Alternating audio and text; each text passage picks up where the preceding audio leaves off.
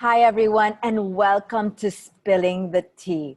This is the discussion that keeps it hot and real on issues like today's topic, which is pleasure for women by women. I'm Anna P. Santos. I'm Rappler's sex and gender columnist, and I'm happy to welcome all of you here today. What better way to discuss pleasure than by having a co-host who co-founded and owns a love toy shop? Please welcome lawyer and co-founder of Lovette, Renz Roliorata. Hi, Renz. Hi everyone, how are you? Are you ready? Thanks so much for joining us today. My pleasure. And that's exactly what we're all about today, right? Pleasure for women by women. We have a lot of guests here who are going to talk about their own personal journey when it comes to discovering pleasure for themselves, what it means for them, and how liberating it became for them, and what hurdles they also had to overcome in brandishing and owning their own pleasure. Rams, let's start introducing our guests. Okay, so for today, we're gonna start with Doc Rica Cruz, a sex and relationships therapist and a sex educator from Ateneo de Manila University. Hi, Anna. Hi, Ren. Hi, Hello, Dr. welcome For back. inviting me again. I know. I love it. Here we are again talking about another hot topic, right? Mm-hmm. And So, joining us also is Kay, Darling Kink, a visual artist focusing on erotica and the female anatomy. If you follow Darling Kink on Instagram like I do, you'll know that her art is just so hot. I said that I don't even think about it. I just look at it and it makes me feel hot all over. And we're going to talk about Darling Kink's art and how she uses her art to depict and illustrate female pleasure. Welcome, Kay. hi Kay. Pleasure. So next, Huge fan. Huge fan. so their next guest is Trisha Bannon. She co-founded Now Open PH, a sex education platform by and for the Filipino youth, and currently co-hosts their weekly podcast. Hi, Trisha. Hi, thank you so much for having me. Hi, Trish. Happy to have you. And later we'll be talking about your stories that you share on your podcast. I've listened rather to some of your stories about getting reacquainted with sex again after a long time without being in a relationship, and discovering your own idea of pleasure as a burlesque artist. Excited to hear that. And of course, Renz, we have to have a guy, right? Yes. Well, not really for pleasure, but just for today's discussion to make it more enriching. Please welcome Marco Samayo, co-founder of Deus Sex Machina, a comedic erotica live reading show. Hi, Marco. Hi, looking forward to learning as much as I am sharing the male perspective. Marco is part of Deus Ex Machina, which writes a whole bunch of live. How do I call it, Marco? Live comedy. Yeah, they're essentially like comedic sketches, but the one rule is every sketch has to involve sex somehow because we're trying to break the taboo on sex by seeing the humor in it. Exactly, and well, tickling the funny bone is another way of getting to the G spot, right? Diba, Doc Rica, I can see you. No wonder all these funny guys get all the girls, right? So, according to folklore. All right. But wait a minute. Before we jump into this whole discussion on pleasure, teka muna. Bakit ba kailangan munang pag-usapan ng pleasure for women and by women, right? I think we need to also go back to the context of this whole discussion. You know, for a long time, diba, Renz, I don't know how you feel, but there's always been a discussion about how pleasure was never the realm of women.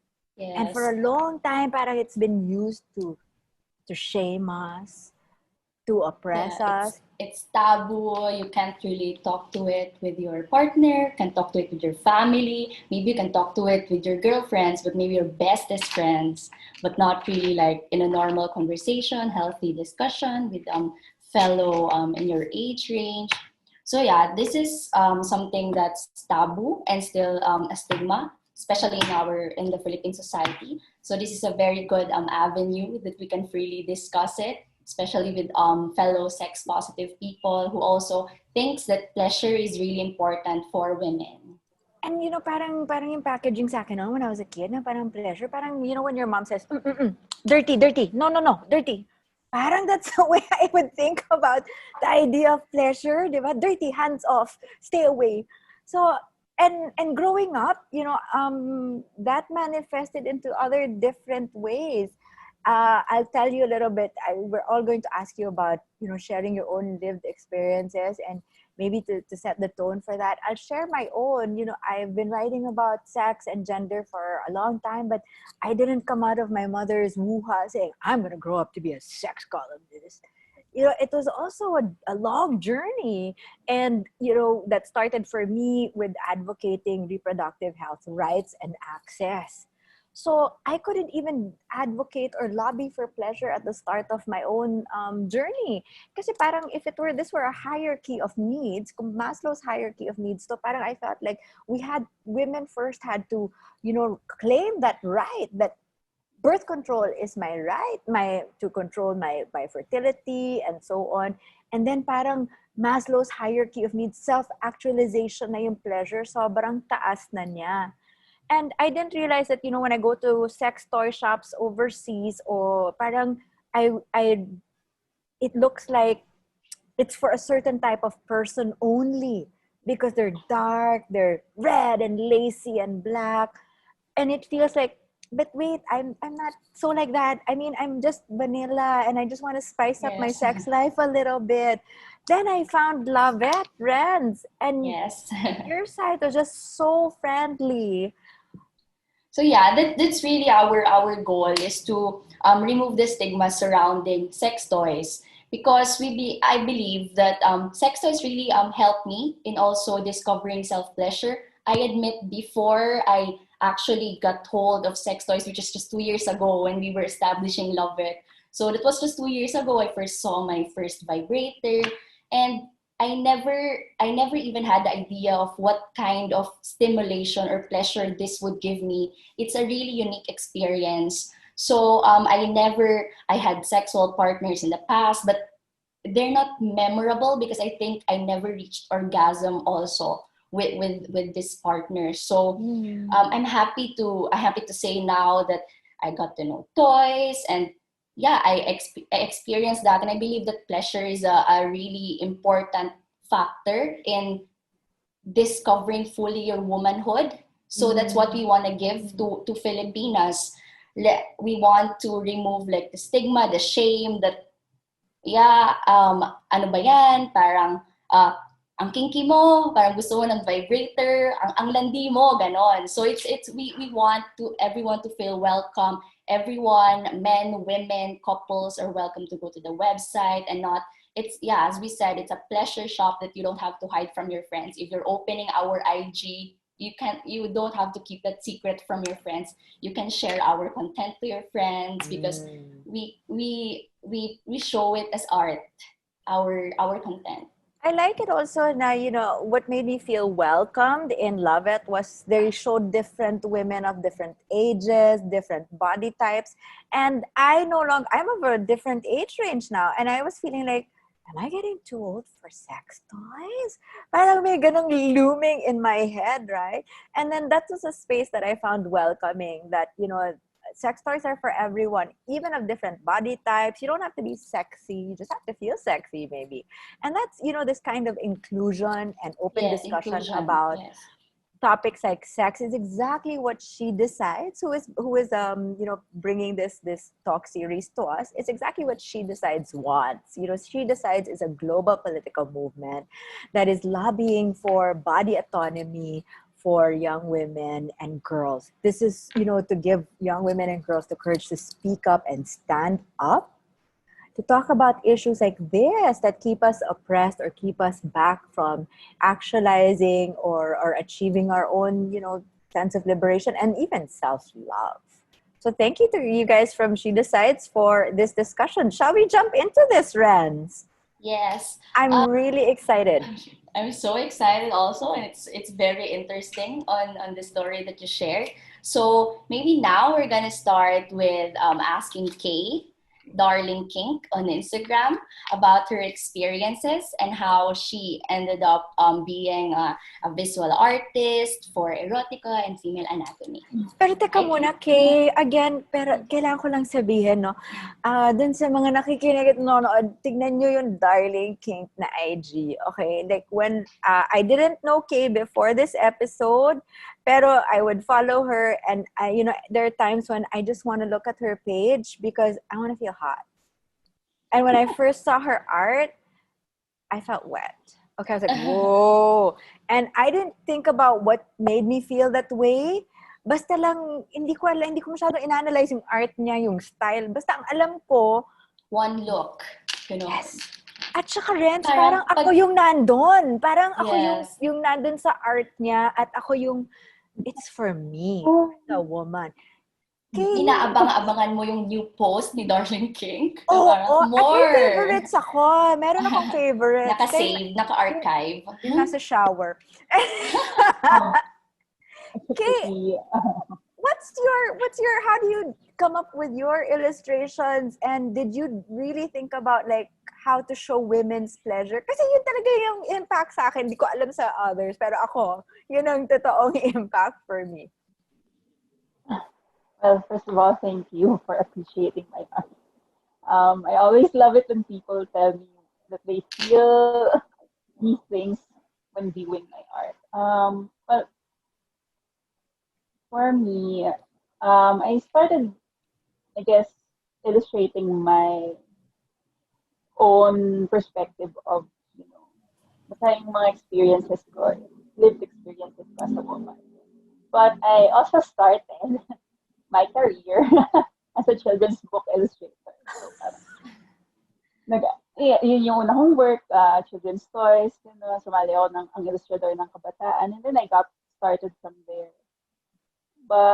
And then eventually, I guess yung trigger ko for it was, I broke up with a long-term relationship, and then yun, biglang parang, oh yes, I want ko, let out. Yes, you chose the niche. Yeah, I guess, or it chose me. Charot. Oh, yeah. Pwede din, it chose you. I guess I started trying to discover myself. Now, noon, when I was truly alone and by myself. So, I wanted to know what I wanted, mga ganung bagay. It wasn't specific to sex. Siguro yung pinaka-medium ko, erotica. But I also wanted to discuss things as, love, wow, love, relationships, desperation, lagi sila may partner, di ba? Yung artwork ko, parang laging may partner. Yes. Laging scenario of people making love or person alone. Yes. Siguro, Kate, now that yung sinasabi mo nga na lagi yung art mo, may kasamang partner. Renz, parang when I look at her art, I feel like it's sensual. Yes. It's explicit. It's very explicit. But it's not, parang, hindi yun ang sinasabi ni Mami, dirty porn. Di ba? Yeah, it's like when you see it, you imagine also your own experience, like, oh, that's how we looked like when we were making love, and it's so sexy. Parang ganun. Because they say that men are visual, but as well female also. I mean, this visual can turn us on. Ayun, sa mga, I guess, things na I wanted to display. Mas yun nga, meron tayong sariling fantasies na. And then stories na we don't often get to discuss. And I think I'm a pretty typical Filipino woman na Catholic yung upbringing ko, nag-Catholic school ako, mga ganung bagay. All of these things weren't discussed as I was growing up. So, bigla na lang siya, I guess, lumabas nung nag-mature ako. And I didn't feel anything holding me back anymore. So, I found it liberating, of course, that I was able to put it out. to Yeah. people. So what's your favorite artwork? And what's the inspiration behind it? Do you have any favorites or top 3 if you have so many? Well, yung minention ni Miss Anna, yung nasa shower. So, an actual scene, nangyari talaga yun. Illustrate ko na lang talaga, sige. Yeah, and immortalize it, ganon. Parang, ikaw ba yan? Or, nangyari ba talaga yan? Sige, sagutin ko na, oo, yung iba doon, nangyari talaga. Wala, I just really try to immortalize it in my, para embedded na siya sa memory ko, gano'n. Yeah, and it's a good experience, so that's why you want to go back to it in terms of your drawings. Yeah, I always try to isolate, not necessarily good moments, kasi yung backstory, of course, yung mga bagay na yun, of course, merong heartbreak, may mga ganun involved in it. Okay, did you have to overcome, sabi mo, typical, Filipina ka din na marami ring mga baggage at, things to get over. So, hindi ka rin pinanganak na, I'm gonna draw erotica when I grow up. I grew up drawing anime. What were the things that you had to get over so that you could, come to this journey of drawing erotica that's appreciated and very, very sensual? Well, ayun, as I mentioned before, I began my career after graduating illustrating for children. So after I started drawing erotica, I started losing clients for that specific thing. Ooh. So parang I had to sort of build up to and parang rebuild this sort of hindi man reputation, pero image na ito yung genre ko na right now. Pero I also am a graphic designer, I'm an illustrator, so I deal with a lot of styles and things. Pero as a persona, I guess, parang erotica yung front ko. And alam naman alam ng parents ko kung anong ginagawa ko, pero hindi nila overtly alam. So parang I try to, hindi rin naman din nila tinatanong, mga ganon. They're not super conservative, they support me. It's just that it's not a thing that you talk about. Do they follow you on Instagram? Actually, hindi. Ito na lang hindi. So, ayun. Okay naman. But, yeah, I suppose, I don't also get a lot of clients. It's very specific yung erotica. And it's a very, parang captured yung tao na I get to interact with or people who get to view my work. So, I guess with art production, medyo mahirap siyang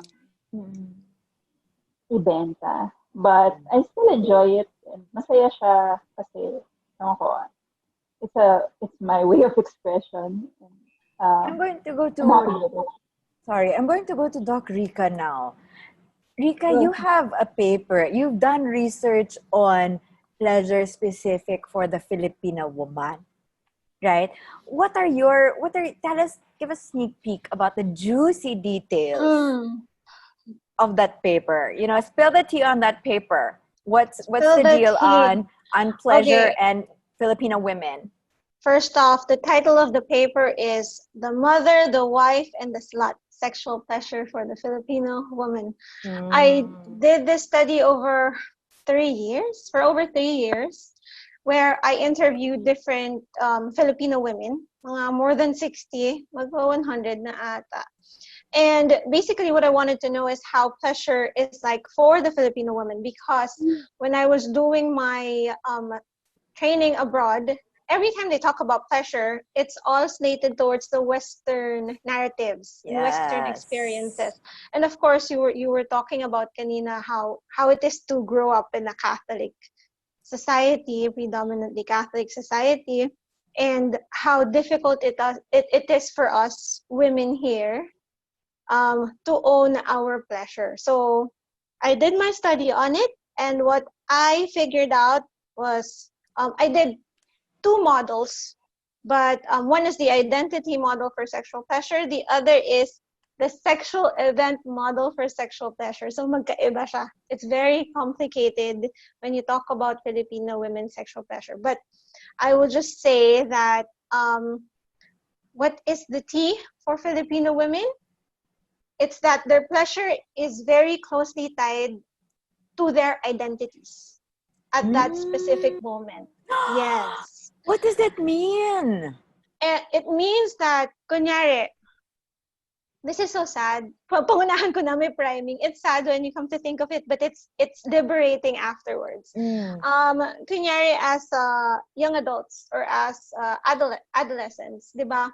Some of us naman, those who have experienced sexual pleasure, those that I've interviewed, they've masturbated at around the age of parang 10, 11, 12, ganyan.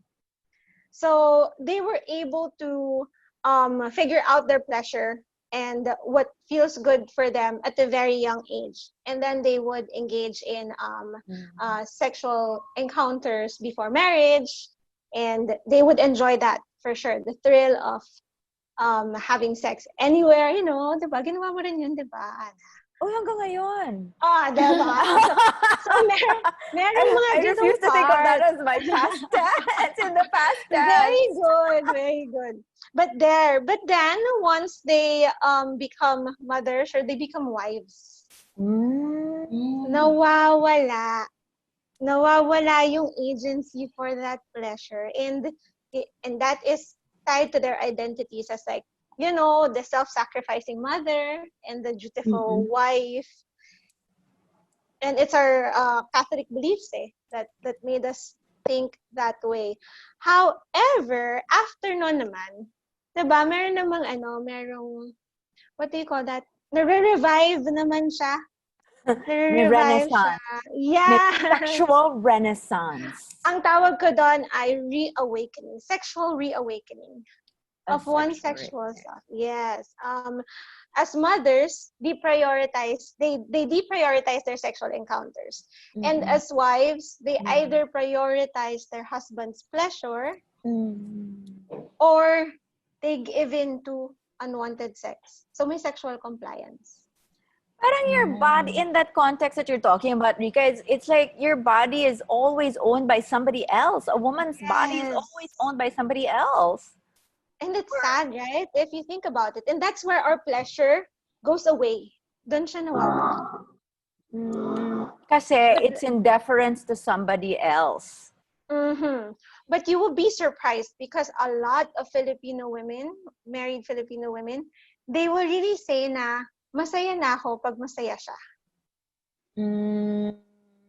And you can't take that away from them because that's their meaning. Yeah, that's the meaning of pleasure for them. I don't think we're here also to invalidate such things, right, Rika? And everybody here, our friends here, we're not here to invalidate those personal experiences of pleasure, but we are here to expand that definition because right now, that's the only one we have. Yes. And that's why it's so oppressive. I still feel, and I can totally relate to what you're saying, Rika. When I became a mom, it was almost like I'm a mom. I'm supposed to be like the Virgin Mary and not enjoy having sex. I obviously had it because there's evidence, but maybe I'm not supposed to enjoy it anymore. Buti na lang nauso ng konting MILF. Na may konting lisensyado na, kahit mom, pwede pa rin mag-enjoy ng sex at ng pleasure. Renz, do you see this among the customers who are, of Love-It? Actually, we also get a lot of inquiries from customers who are actually in a relationship, who are already married. So, they buy couple vibrators. They also, maybe if they don't want to go into like buying toys, they would want BDSM tools to spice up their session in the bedroom. And we also sell right now costumes because role play is actually very exciting activity between couples. So it's actually It's actually one of my favorite items that we have in the shop, the costumes. So yeah, but it may be true that that moms or wives are not very don't prioritize this part.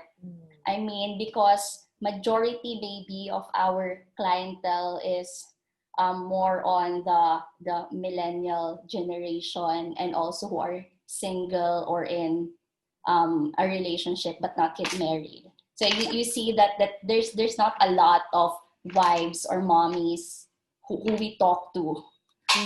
But that's great too, right? At discovering at any age, whether you start young or whether you're a late bloomer. Kay, I'm gonna go to you kasi kanina I saw you like nodding your head when Rico was talking about her study and how, you know, your pleasure is so much tied to parang a life stage. Nod ka ng nod dyan. Anong relate mo? Saan ka nakaka-relate dun sa part na yon? Well, before the lockdown, kasi I was planning this, I had this solo exhibit, and then it revolved around yung mga pocketbook.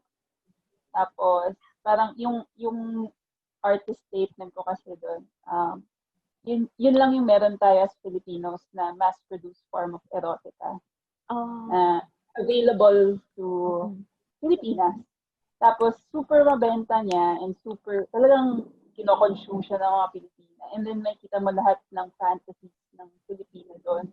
So, I want Dr. Rika to send me the study so I can It's fascinating. At gusto ko i-compare doon sa sinasabi mong book. Yes. Yung pocketbook, wala. I actually forgot about pocketbooks. When I was in high school, it was also big. Like my older sister has those pocketbooks, and I would actually steal it because it's for like adult or for the more ate. Yeah, I was reading that too when I was like in high school. Pero parang nawala na siya ngayon. Hindi, marami pa din siya sa National Bookstore. And then, very graphic yung description ng sex doon. As in, I remember reading when I was, I guess, 8 or 9.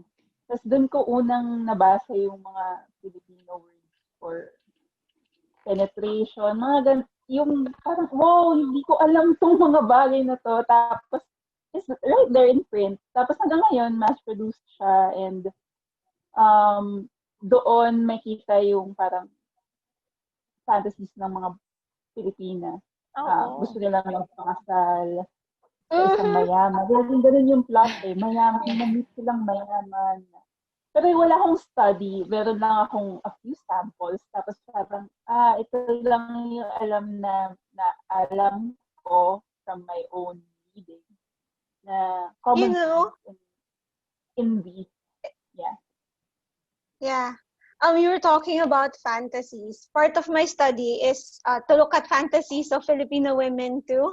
I was able to interview someone who likes it when the guy talks dirty, but in Filipino. Oh, yeah. Yung kakainin kita, yung ganon. Yeah. Kakainin kita ngayon, yung lalap-lapin kita. Sobra. That's what she loves in bed. Trish, I'm gonna go to your smiling and nodding your head at the talk dirty to me in Filipino kind of idea. Tell us about, just tell us how you feel about that first off. When you're nodding here, what does that tell you and about your own pleasure and your experience of discovering your pleasure journey? Well, I was nodding along to that because English is my first language, but I would totally love to learn how to do that in Tagalog because it sounds more, it's just more. Like English doesn't quite have that oomph, I think, but like I would be super interested in meeting that person because I want some tips on how to say that. Para siyang pagmumura, diba? Iba siya pag in your mother tongue. Ganon din yata ang talking dirty. Later, we'll ask Marco about tips on how to do that artfully, ha? Kasi writer siya. So, dapat meron siyang tips on how to properly talk dirty. Bawal ang wrong grammar, Reds, diba? And very helpful yan ngayon that we're in quarantine. So, like, couples who are, like, in long distance can do sexting or phone sex. Right. So, yan, yung skill na yan, magagamit nila doon. Pero balik ako kay Trisha. Tamang-tama, Trish. Diba? You have this podcast na Now Open PH. And it's specifically a sex-positive podcast na you want to bring a different kind of sex education to young Filipinos. Yeah, Bakit nga ba because kailangan? Kailangan pa ba? Sex na daw ng sex ang youth. Ang daming mga ganyang implication or mga ganyang judgment. Bakit ba? well, I think that even if a lot of young people are having sex, they're not doing it with like self-awareness, or they're not doing it with a level of self-reflection. Like, they're having sex because people have sex, but do they stop to think, like, is this the kind of sex that I want to have? Are there other ways I can have sex? Like, can we talk about this? Nobody likes to talk about it. I talk to a lot of people who say that yes, they have sex, but they've never had a conversation about it. Like they'll go right into it, but they won't even sit down and talk about what they like first. So they come to me to ask, how do I please my partner? And I'm like, I don't know who your partner is. Like, why can't you sit down and have the conversation? And it's because a lot of people are shy. It's to talk about sex is to be vulnerable in a way that a lot of people aren't comfortable with, because it's dirty, it's gross, and sometimes it says something about you that you don't want other people to know. So what we like to do in Now Open is we're all loud and have zero filter. So we like to kind of inject some fun and casualness into talking about sex to tell people that it's okay to just drop it in conversation. Like, it doesn't have to be behind closed doors all the time. It can be something that you're talking about over dinner, or just like even to a random person. Like, why do we feel like you can only talk sex when, like, with your partner? Like, why can't we talk sex to a person you meet at a bar? Well, not anymore because we're in lockdown. But like, we just want people to be able to feel open and free and know that sex is fun. It's fun to talk about. It doesn't have to be worrisome. It doesn't have to be heavy. You can laugh about it. I'm gonna be devil's advocate. I'm gonna play devil's advocate a little bit here, Trish and Rans. Kasi people are gonna say, ang bastos naman. Parang, I'm having dinner. And then you want to talk about penises and vaginas? I'm having dinner. Ano ba? But I understand, of course, I get where you're coming from, right? About normalizing it and making it just a casual part of everyday conversation for the objective of having a better understanding of our sexual diversity. But when does it become too much, Trish? When does it become vulgar? When does it become, hey, I need to respect your boundaries about how explicit I want to be when I speak about this topic? Well, you definitely have to read the room. You have to understand like who you're talking to. Everyone has very, very different comfort levels when it comes to talking about sex. But one thing I like to do is I like to always kind of keep it on the table, but it's just like the degree at which I talk about it. So I have some friends who are super virginal, super religious, like the exact opposite of me, but we still talk about it in front of these people, because it's like, okay, even if this isn't something that you're 100% comfortable with, we can always find an area that you are comfortable with so that you can interrogate, you can ask yourself, why am I not comfortable with this? Like, we can acknowledge your discomfort, but also we want to kind of like push it a little bit. What about it is making you hesitant? Is it because of your religious upbringing? Is it because you were taught to be ashamed of your body? Like, let's talk about that. Let's get into that first, and then we can talk about the other things later. Those are difficult topics to talk about, yes, right? but actually what's also dangerous is when you not talk about it. If you don't talk about it, that's also like there's a danger of high risk of getting STDs or STIs or unwanted pregnancies. So it's really nice also to have like a venue or someone you have that you can ask these questions to or talk to. Actually, when I have also like, I'm guilty about that. Like, I judge a person before I bring up love it. So before, when Love It was still like in the planning stage, when we're still like brainstorming, there's this friend where I she had a boyfriend already, and she had sex already, but I just think that she's more on the conservative side. So I didn't spill it to her yet. And then I chose like my friends who I can talk to, even these virgin friends who had never had like relationships since birth. I was really surprised. They were like super open about it and was so happy to know that, oh my god, there's gonna be like the safe space where these kinds of products are gonna be introduced. Anyway, going back to that conservative friend that I misjudged in the beginning, who will be offended. I think I was gradually saying it to her, and actually very honest to her. I also said like, oh, sorry, I actually think that you will not like this topic or you'll get offended. And I was surprised because she said like, why did you think of that?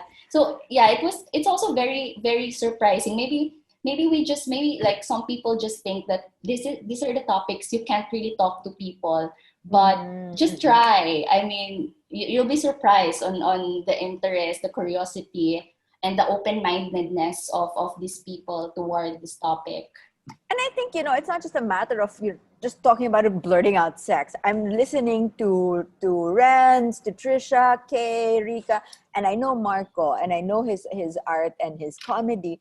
But, everybody here brings like, I want to talk about sex for this purpose. A purpose of inclusion, a purpose of better appreciation for diverse sexual diversity and orientation, and breaking down taboos. It's not just talking about it to be vulgar or to be obscene or to shock people just because you want to try doing that. So I think that maybe that's also an aspect that we can talk about, right? This is you can talk about sex and have substance. You can, and you can talk about it with your virginal non-friends, and it's you'll have a point of intersection there where you can and should talk about sex in an adult way. Lagi na lang kasing giggles.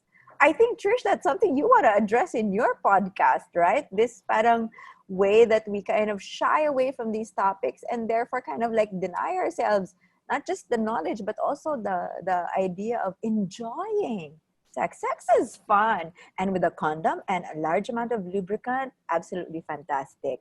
And with the right sex toy, also very, very giggly and fun too. But Trish, your podcast, right? Yeah, so what we like to do is we like to bring in a lot of taboo topics. I mean, our first episode was about BDSM, which I think is becoming a lot more mainstream right now. So it's not quite as taboo anymore.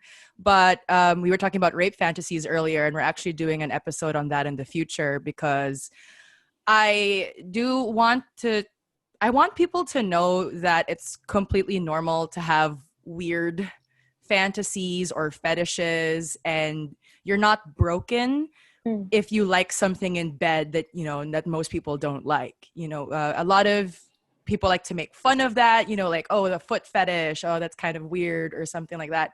But we're so different as people. We have so many different ways to look at sex, so many different ways to enjoy sex, and a lot of people keep it deep inside because they're like, oh, that's weird, nobody does that.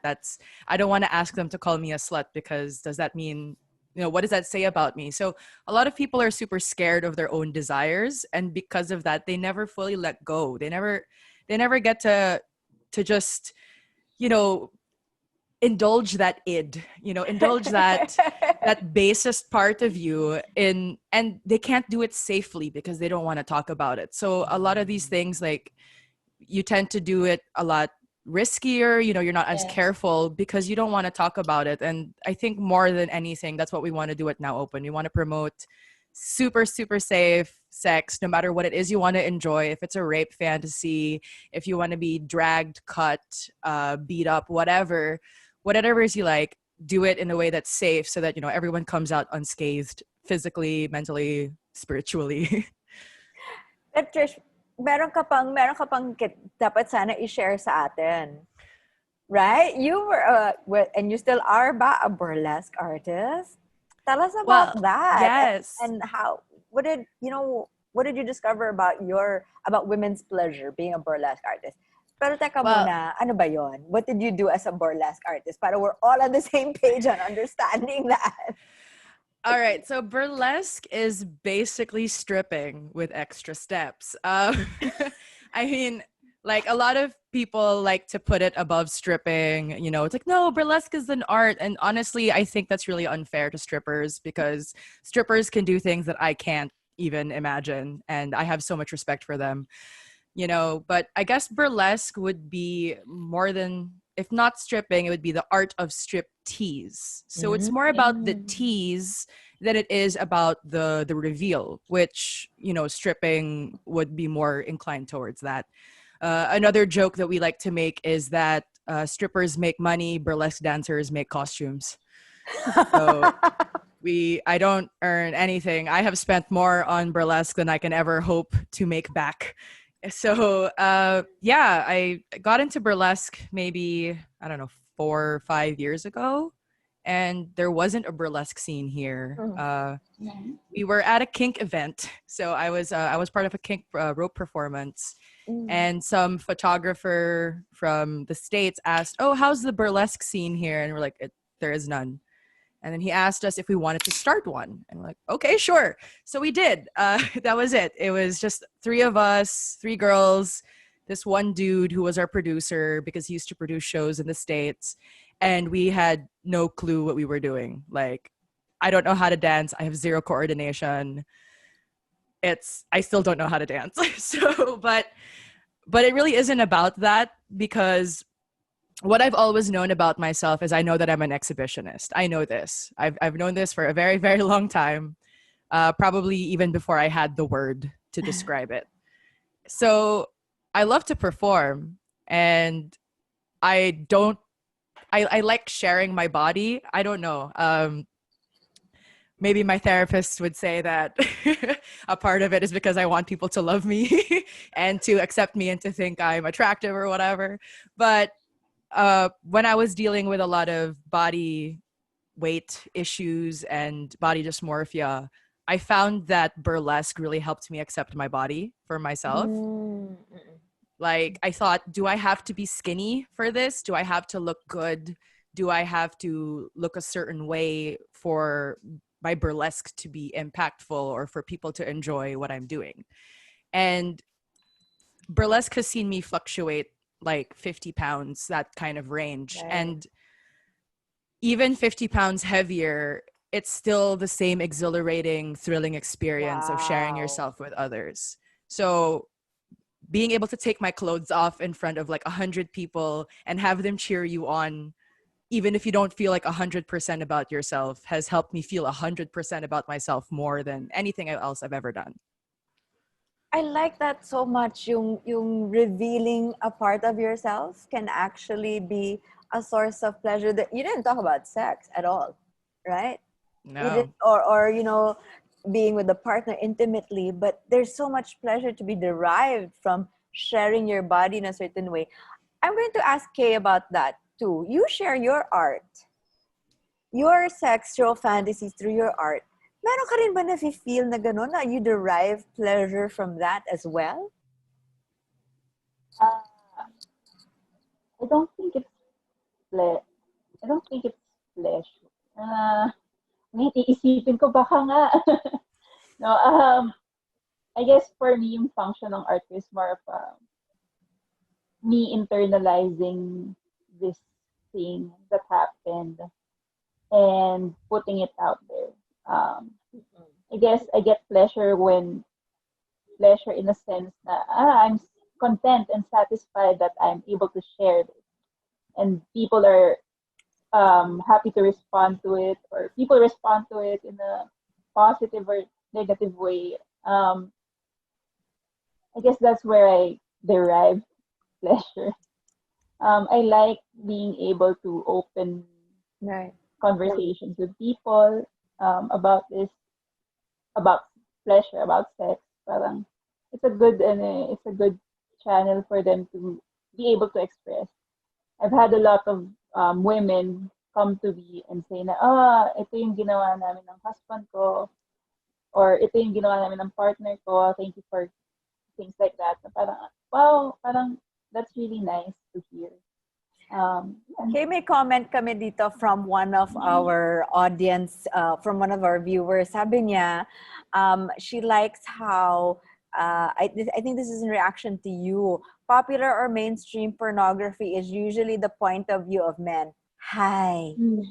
So, ang very refreshing din yung perspective mo, ng art mo, na it's from the point of view of women. Salamat. Bago tayo pumunta sa point of view of men, wait lang, Marco. Punta tayo, Renz, kay Doc Rica. How much of pleasure is, I don't know how to phrase this question, but I was really thinking about, the sharing of Trish and Kay and Renz and myself. How much of pleasure is within yourself? Whether it's feeling comfortable, I like pala stripping, teasing my clothes, or I like pala na, my erotica art makes people feel excited and hot too, or my sex toys. How much of pleasure is here? A lot. And within actually, yourself? A lot.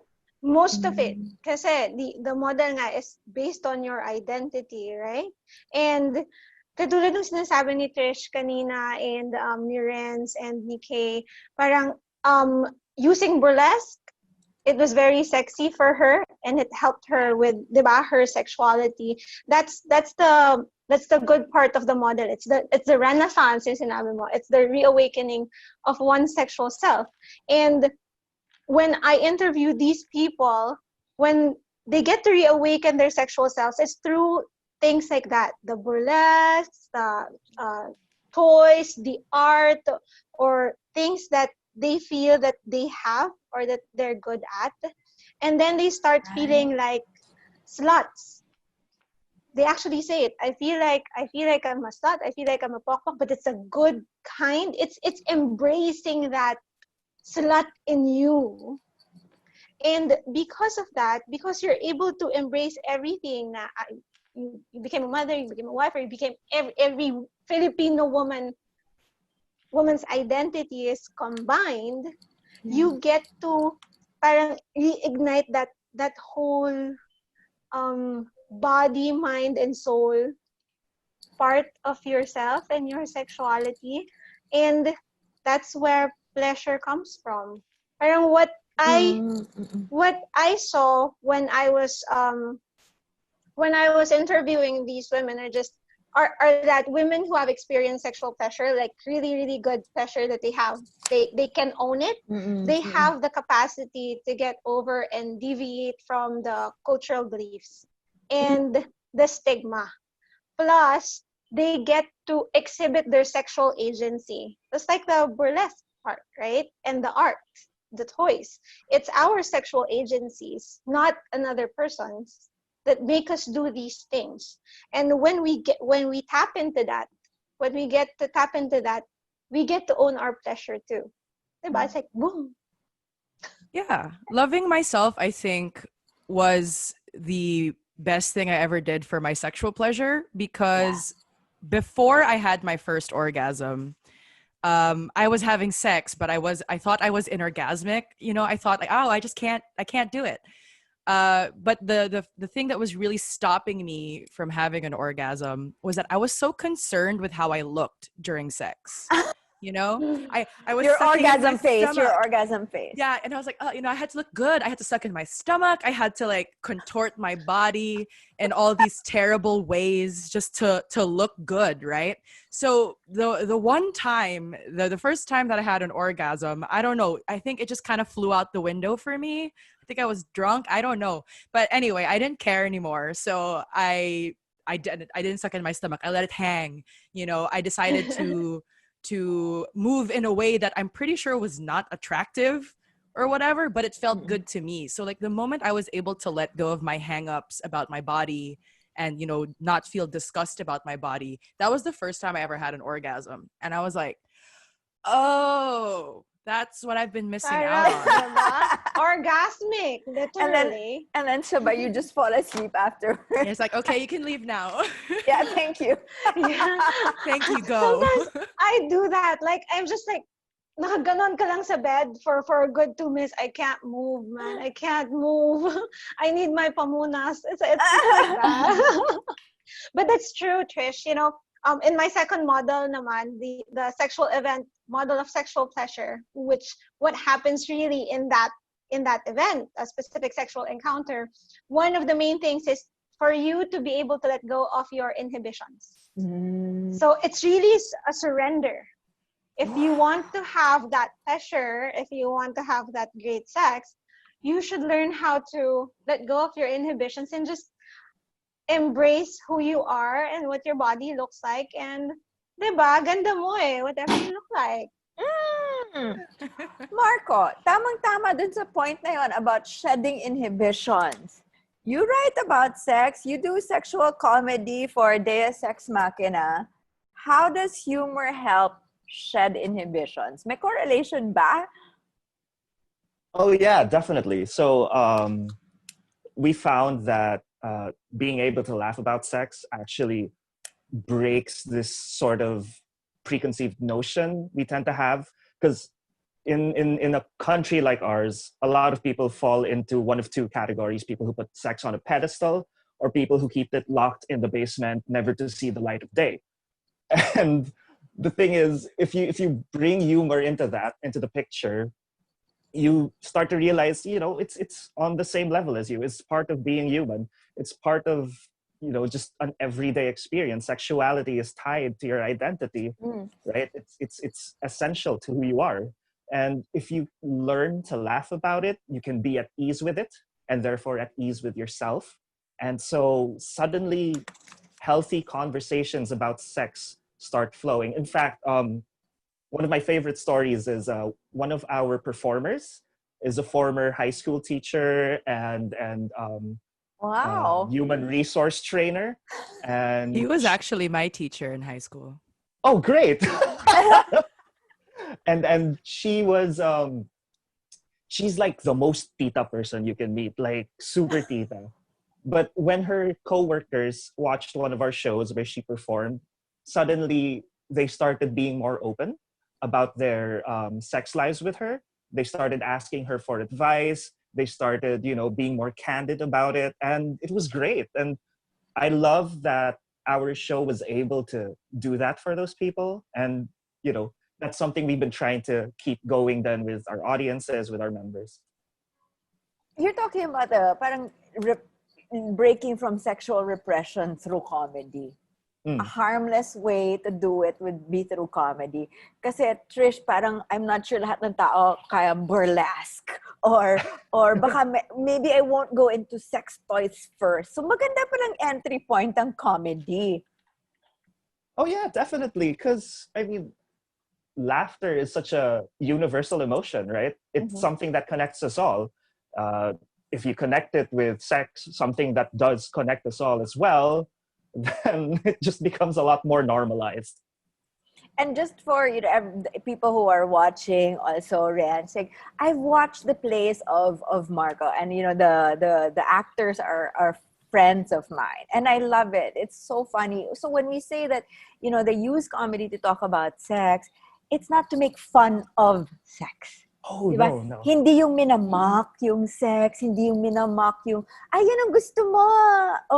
Or diba, kanina we were talking about yung stigma of sex toys na, ay, pang tigang or pang Lonely Hearts Club lang yan. No, it's really to talk about the spectrum of sex and enjoying sex, but using comedy as a harmless way to talk about it. Hindi natin minimean po kasi some people may not have watched Deus Ex Machina yet. And so we don't mean that we're mocking it or anybody's sexual identity or orientation, but really to celebrate it through humor. Yeah, that's actually like one of the rules we have for all our writers. Never make sexual preferences, orientations, kinks the butt of the joke. Use them to fuel the comedy.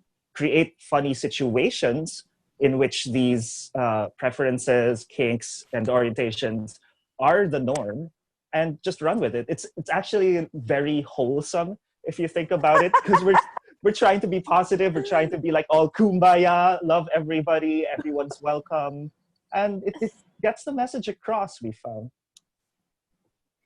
Renz, I'll go to you now. Kasi kanina we were talking about yung stigma on sex toys, right? And how people think na it's just for women who are desperate. Yes. Sabi ko, Marco, bakit women lang? Bakit? Men ba? Don't use sex toys?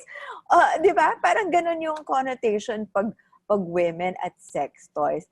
Bakit may ganun pa rin tayong stigma or misconception na attribution to love toys? And and how does that help prevent us from owning our own pleasure and our bodies? Oh, actually, one of the most famous sex toys would be the fleshlights. That would be like for the men. And yeah, I mean, maybe because the concept of masturbation was introduced and was normalized for men rather than women, like boys who are younger, in a younger age, already knew how this works, how masturbation works. And by women, you're only gonna get introduced to this concept when you listen to a sex positive podcast. You never hear about this like in normal conversation. You don't hear about this in school.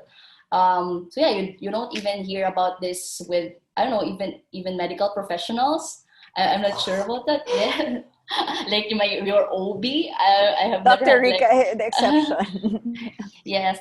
So yeah, I mean, I don't know why that's still the case, and I believe that that's something that we should unlearn.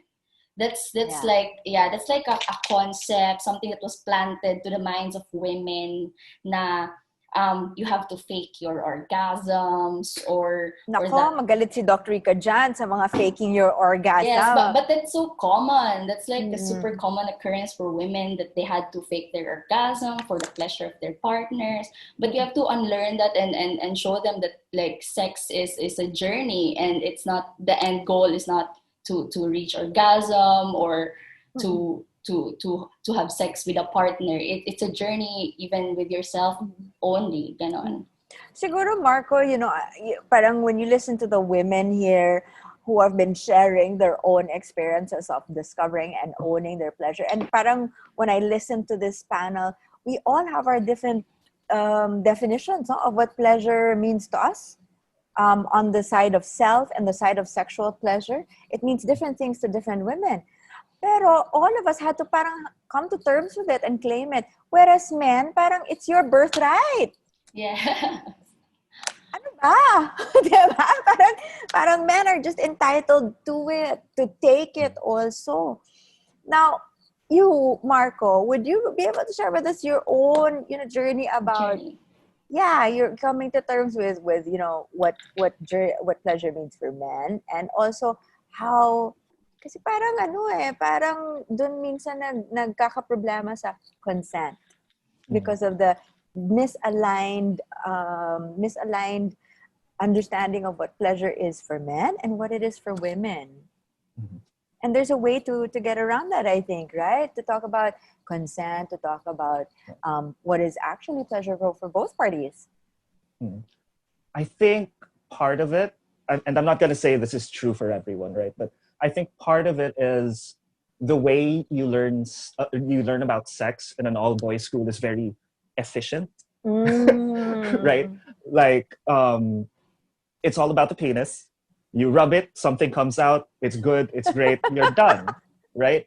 And the more you can do it, the more of a guy you are, the more you can do it with women, the more of a man you are. And so because the conversation on sex in all boys schools is so simplistic, you don't understand much of the nuance behind sex. You don't really think about consent. You don't think about how there are other parts of your own body that you can explore. You don't hear about, most cis male guys going like, I really like it when I masturbate and I touch my rectum, I like it when I rub my inner thigh. There's nothing. It's all about the penis. And I think you can see that as well in male-directed porn, right? It's all about the act of penetration, the penis doing something to someone. And I think it's sad. I think it's something that we need to shake out of it, especially in all boys schools. It's too efficient. It's too much about penetration and orgasm. Nothing about like even just the interpersonal dynamics of sex, how you communicate with your partner, how you adjust to each other's flows and whatever. It's very wham bam, thank you, ma'am. Oh, definitely. I think that's why I never fit in when in high school when guys were talking about sex, because that was the norm. That was like wham bam, thank you, ma'am. And I was like, but I like touching other parts of my body. So I'm just not going to participate in this conversation. And it was only after like college where, I started being more open about this stuff. Doc Rica, where is this coming from? The difference. I mean, of course, there's a difference between how men and women will come to terms with pleasure and understand it. But I'd like to understand this a little bit more in terms of also why it's mostly men who are slut-shaming women, right? Or the minute that you talk about sex, you're a slut. Oh, Renz, we'll go back to what you were saying na, on her channel, on her YouTube channel, you get all sorts of slut-shaming comments. You're called all sorts of names when you come out with a video talking about love toys and how to use them. But when it's her partner who is male who talks about it, nobody comments. Like lang. Like lang ng like. Like Marco said, our education system is very efficient. That's why men are like that. And it's not just the education, it's also, syempre, paglabas ng school, it's the society. It's the stereotype. Males are the more, what do you call that? Powerful when it comes to sex, right? So they can do those things. And basically, when you see those males now being lewd and being bastos, I see it as it's because they're not educated that they shouldn't do that. They're used to doing that because that's what they see. That's what they saw growing up. And when I started coming out as a sex therapist, I would also have different messages from men, Filipino men, with lewd comments. And then there was one time that I said, okay, this is BS now. I have to do something about it. So what I did is I reached out to one of the males and I asked him, do you know that you can actually be jailed because of what you're doing? And what you're doing to me is a sign of disrespect. And it's not the sign of like a good Filipino man. You shouldn't be doing that. So it's more of educating these men to not do what they're used to do, what they think is normal. Yeah. Pero kasi pag nanggaling ka dun sa perspective na yun, medyo, una kasi pag nabastos ka, magagalit ka muna eh, di ba? Tapos self-blame. So you have to get yourself out of it. But as a sex educator, I had to do that. And then the guy actually apologized to me.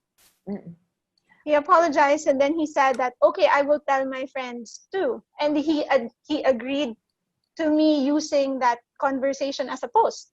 Right. To educate more people. I think the women here have all at some point, experienced creepy guys online and offline and in real life.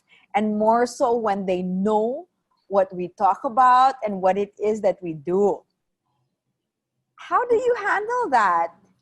Actually, and later, Marco, I'm going to ask you how men can be better. And we can't keep this up. This is 2020. Sorry, Renz, you were saying something. Actually, these comments that we were talking about, these are actually also not just coming from men. You'll be surprised. They're like older women who calls it out and shames it. So this content we post in TikTok. Actually, we try also to make it entertaining, to like have this light transition to sex education because we have a blog, so we get our content from our research-based blog. So yeah, I mean, we started doing videos. So my partner was doing penis facts you don't know about. So ganon, like how many ml of blood an erection will give your penis, diba? Or like what's the average size. And then there are really no offensive comments. There are also no like, ano ba yan, nakaka-turn off, what are you talking about? More on like, they find it funny.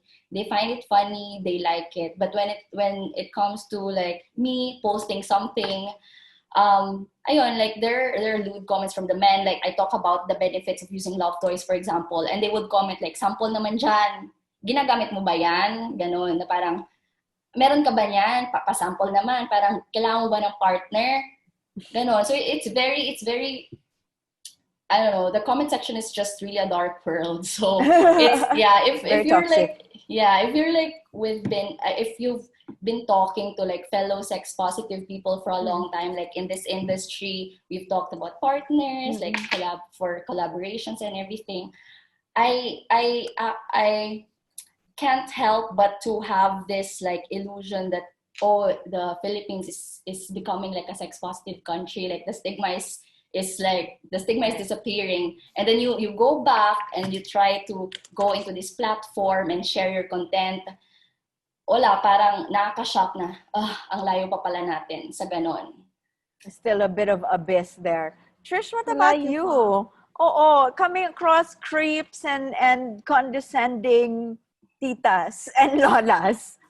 Oh gosh, I don't even know where to start. I have so many experiences, but I think the one that really stood out in my mind was in the early days when we were doing burlesque. It was still really hard to find venues that would let us perform because obviously, you know, family-friendly venues wouldn't let us perform, and then like a lot of bars would be kind of unsure if you know we were the right fit. So I was in a bar in Poblacion, and I was talking to one of the owners of the bar.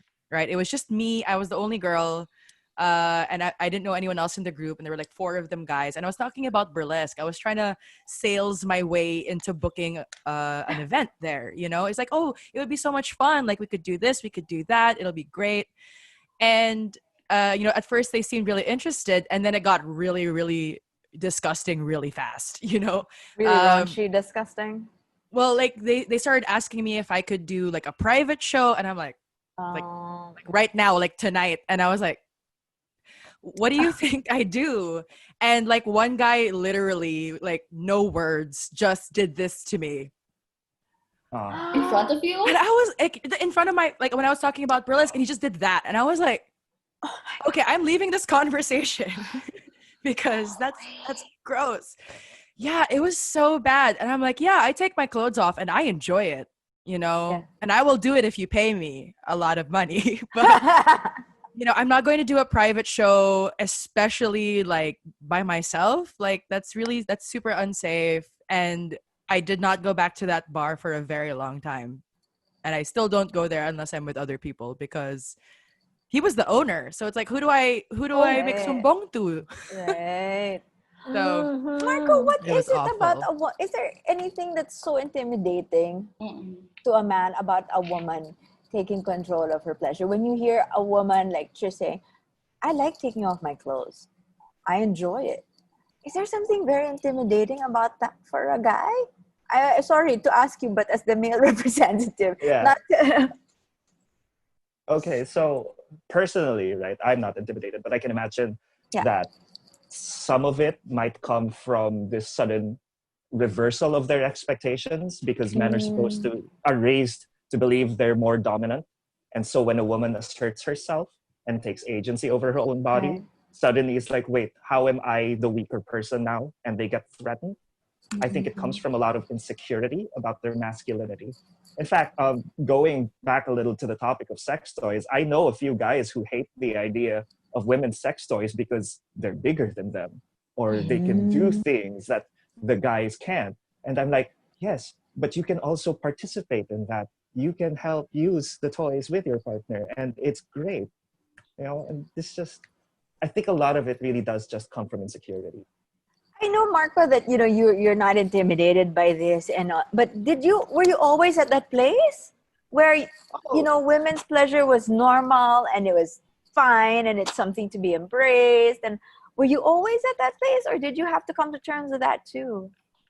I wouldn't say always, but I would say that I felt that alphaness, that whole male dominance thing, to a lesser degree.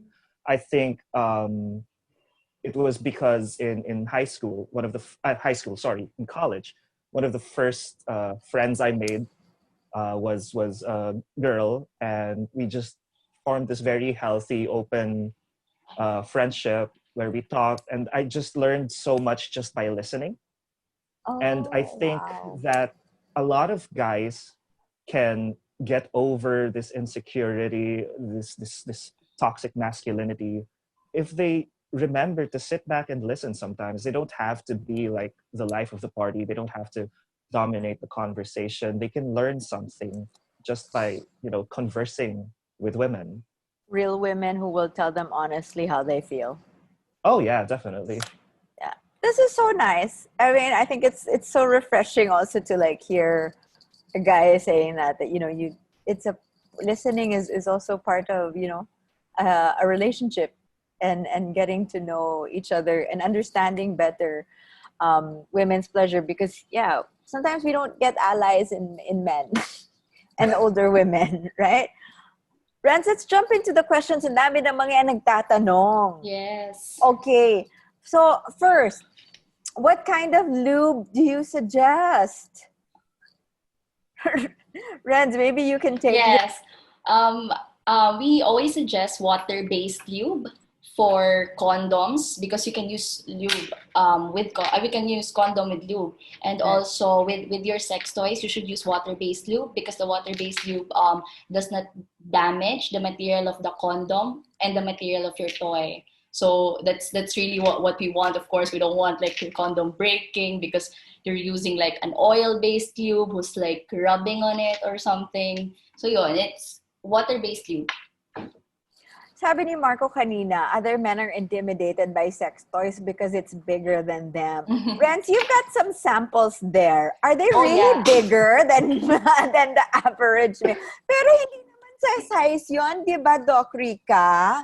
Hindi, wala sa size. Unless one-night stand. Scientific studies, one-night stand size matters. Long-term relationships, no. Oh! So, parang size first impressions last. Yes, yun. Okay.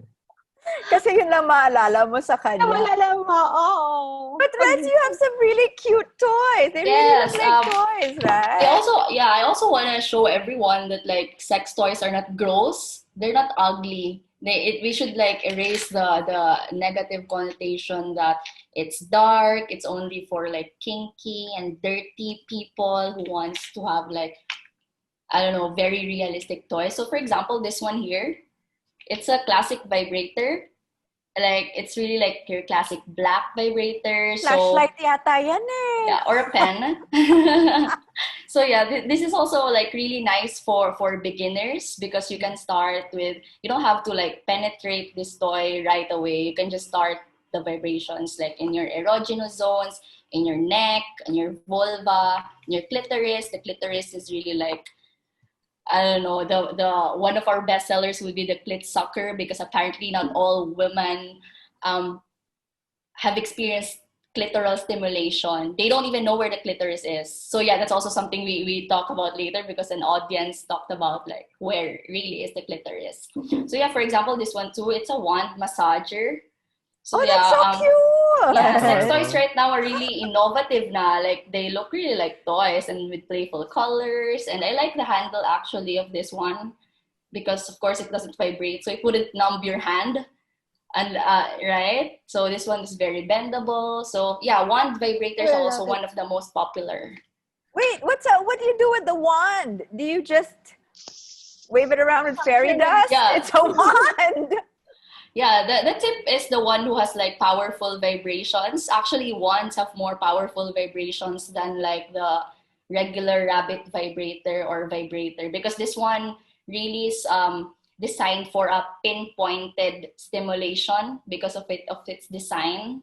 Okay. So it's really like this, and then you run it over your, I don't know, your body parts that would turn you on. And it's also very cute. Also, I found this vibrator. It's a lipstick vibrator. The pocket rocket ba yan? Yeah, so that it really looks you could very subtle. You could just put it in your purse, and it's also like for pinpointed stimulation. So you can also like use this for the clitoris or for your vulva.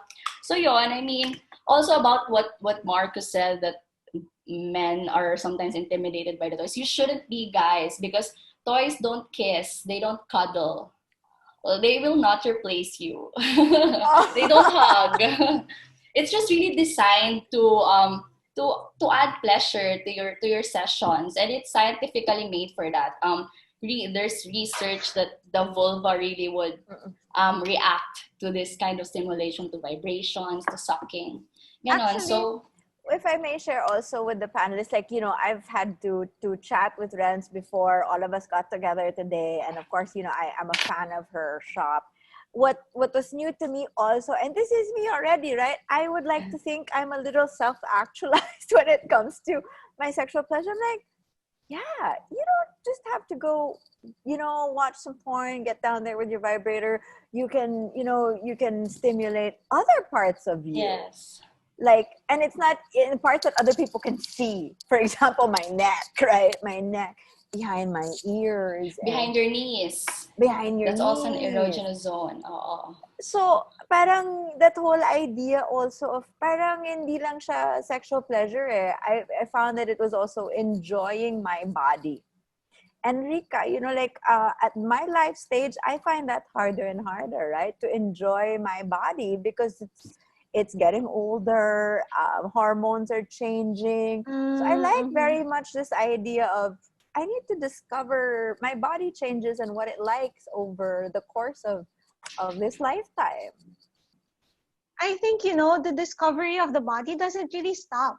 Until you're like my story kanina, diba? We had a case study where the 75-year-old grandma had her first orgasm because her husband died and she had a new boyfriend. So parang discovery of the body and owning your sexuality and owning your womanhood is a process. It's a lifelong process.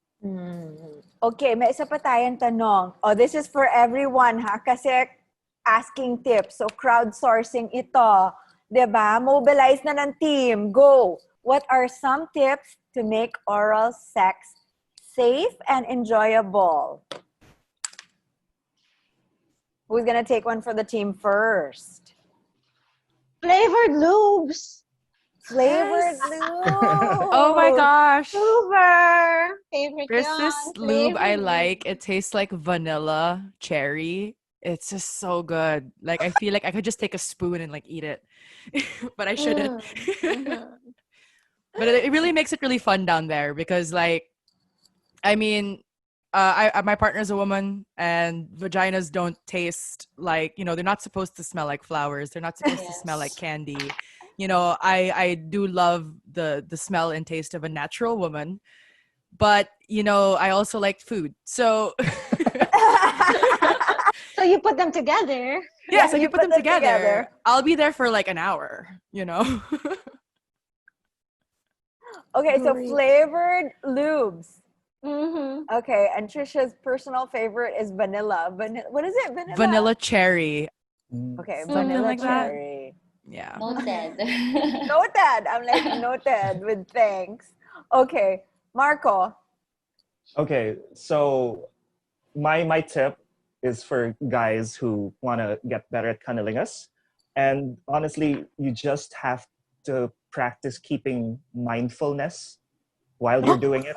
Because Baka mag-yoga siya, Focus. Marco. Baka mag-levitate siya bigla doon. okay, so here's the thing. In all boys schools, what you learn about cunnilingus is like when you go down on a woman, move your tongue in spell out the alphabet with your tongue. ABC, yeah. Right? You're focused on the technique. What I mean by mindfulness is you need to go down on your partner and be mindful of how she's reacting. If you find a move where she twitches a little more than the others, then you stick to that, right? It's all about being in the moment with your partner. Don't be beholden to certain patterns or techniques. Adjust on the fly. Make sure that you're focused on your partner's pleasure, and you're gonna have a good time. Adjust on the fly. I love it. Love Adjust that. on the fly, and you'll have a good time too. And I guess Rika. like Sorry, I yeah, was Trish, gonna go ahead. just Well, what I find is that I've had sex with both men and women, and men tend to not. Well, at least the men I've slept with. Maybe I'm unlucky. They don't like feedback. They feel they feel emasculated by the fact that I'm telling them to go to the left. It's just like a little bit to the left, because I know what don't I'm sleep with them feeling. anymore. Exactly. That's why they're in the past. It's like Trisha, they don't like asking for directions. Di ba? Right? Parang when they're Exactly. driving, they don't. Men hate asking for directions, even if it like comes to down there. And it's like, I know where I want you to go. So I think people need to be able to give and receive, like learn how to give and receive feedback without taking it personally. Because if I'm telling you to go to the left, I'm not saying that you're bad. I'm just saying go to the left. Like it doesn't mean anything. And I'm helping you. We have the same goal. We're a team. We are not competing against each other. We want the same end goal. So let me help you.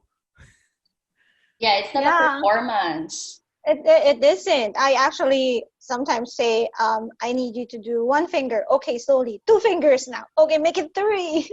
And of course, you'd want to be with a partner who would be fine with that. So going back to our first episode, it's like sexual communication is key, Anna. Yeah, sexual community. Oh, and then on that point that you were saying performance, I cannot count anymore how many past lovers have come to me, minsan after years, to call me and say, did you enjoy being with me in bed? Are you kidding me? And then affirmation. Yes, kailangan mo na. Gusto mo ba ng like? Gusto mo ba ng review? Help? Or what? Alam mo, Shout out. actually, thinking of that, no, dapat but yung... Rika, I will share lang one thing is one person, one former lover who had called me after years that I hadn't heard from him. It was because he was worried that he was not pleasing his partner in bed. I said, so why are you talking to me? I mean, like, you can't have this conversation with her. And then sabi niya, well, she's a prude. Like, well, she's sleeping with you, isn't she? So I don't think she's a prude. Pero so that was one aspect, no? Yung very performance-based. And then the other one was when they asked for feedback, did you like, the framing is, did you enjoy yourself? Did I satisfy you? But it felt like they weren't asking me if I was satisfied, but they more wanted to satisfy their ego. Yes, their natumpak mo. performance. It's like, not were you satisfied, but did I satisfy you? Yes. Was I good for you, baby? Or am I the best? Honey, if you were, I would have told you. The whole neighborhood would have heard about it by now. But and that on that other point also, I think, Renz, you wanted to share something about what can make oral sex safe and pleasurable. Well, for that, the wetter, the better. Oh, the wetter, the better. Pwedeng hashtag. Yes. So yeah, I mean, if you're not comfortable with the smell or the taste, you can always use edible lube. And if you don't have a lube in your bedside table, then just use your saliva. Ice cream. Ice cream. For more food sex. I love ice cream. Ganon. It sounds cold. I haven't heard about that yet. I haven't tried it yet. I'll try it. I love it. Okay, my question dito for Renz. I'm really curious about the clit sucker. I haven't heard of it before. Do you have a sample and how do you use it? Ha ha ha. So yeah, maybe our intro would also be answering the question about where's the clitoris. Or as Dr. Rika said earlier, is the G spot just part of the clitoris, which maybe you can talk about later. But the clitoris is actually like a really large organ inside the body of a female. That little knob you can see like on top and in the middle of your vulva. that's where your clitoris is. And because each body is different, some women would have like a more prominent clitoris. Some would really like find it hard to find it because it's like hidden between the lips. So anyway, so yeah, for the clit sucker, it's actually one of our best sellers, and it's actually also like a good recommendation for virgins, because we also have like lots of virgin clients who would like to experience pleasure. I mean, just because you can't find like a partner who would penetrate you doesn't mean that you can't experience orgasm yet.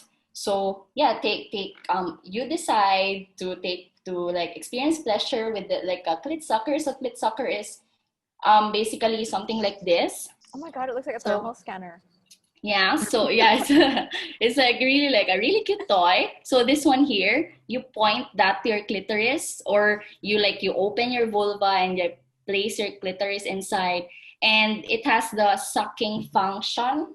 So it sucks your clitoris. So like a vacuum. Yeah, some clit sucker also has like vibration. So aside from the sucking, the air that you feel around your clitoris, it also has like the vibration. So wow. So as I said, each body is also different. So every female also has like different like level of sensitivity in their clitoris. That's why the clit sucker usually also have like different intensities, so that you can like adjust or gradually increase it. Ganon. So yeah, this is one of the best sellers in the shop, which are like for like the virgins out there. Or it's also a great toy for couple play, actually, because not all men knows where the clitoris is. So yeah, I mean, those men just find na lang a clit sucker to do the job. I have one, and you have one, Trish, and I have one, and it's the best thing I've ever bought. Right? Congratulations! The first time I used it, I came in under a minute for a minute. It was like, oh my gosh! I think hashtag you under a minute for a minute. For a minute. We have another question here. For ladies interested in only beginning into the world of love toys, what do you suggest we start with? Yes, of course. We have also like different sizes of vibrators. So if like someone would ask like something that they're still intimidated with, something that could penetrate them, then maybe like a finger vibrator would help them. So yeah, this is like a ducky vibrator. So the whole body of the ducky vibrates. So it's a finger vibrator. You can wear it by your finger. It's actually a nice couple toy as well, as part of foreplay. So yeah, this vibrator, you can just run over your erogenous zones, run over your neck, your nipples, your vulva. And yes, of course, like a mini size vibrator, mga 4 inches. Those are like the great for beginners. But actually, there are also like remote controlled ones, which are also nice to have. I love also, those. Yeah. So like this is, for example, it's a bunny, and this is like the remote. So this one is you can insert into the vagina, and this one can point into the clitoris, and then you can just play with yourself, with or without a partner. Oh, diba? Diba there's so many different sex toys now, and they all just look fun. Of course, you still have those that actually look very anatomical. Yeah, they belong in a biology lab, right? But these look very fun and also welcoming. Wait, there's another question, which is, ito pa baon to ng friend. We're talking about sexual pleasure, but may times rin na sex is painful. Okay, so her question is about vaginismus. So ang sabi niya, you know, this is a long-time boyfriend, I'm lubricated and we add lube naman, but sex is still painful for me. What can she do? Okay, Doc Rica, sige. No, if the other people have something to say, they have tips first before I answer, because I'm gonna be very technical about it. Well, no, I would just share that it's happened to me, and I don't know if it's okay. This is my own performance anxiety when it's a first time lover. But you know, you're so overwhelmed with, okay, how do I look naked, or does he like, you know, does he like what he sees when he sees me naked and all that. And then the whole performancing, hindi ko alam kung na-overwhelm ako ng anxiety na I don't feel it. And parang my vajayjay has stage fright. I don't know. Parang biglang nagko-close na gano'n. Yes. Ganon yung Okay, feeling. yung legs mo biglang, shoop, Parang, hindi ko alam kung paano explain, except to just say na, parang may stage fright yung vajayjay ko. Ayaw. First time lover siya. So I don't know if that's, but those are some of the reasons I have felt it. Second is when there are times when, there's a sexual drought, right? And then you have a partner again after a prolonged period of just getting to know my clit sucker. It's painful again. So what can I do? Because it really disrupts my moment of intimacy or hot sex or whatever it may be. What can I do? Okay. So your friend said it's a vaginismus, right? Ang tinurn niya, yeah. oo. Kasi Vaginismus is ginugol niya. Okay. That's the involuntary parang spasm of the vaginal wall. So yung bigla siyang nagko-close.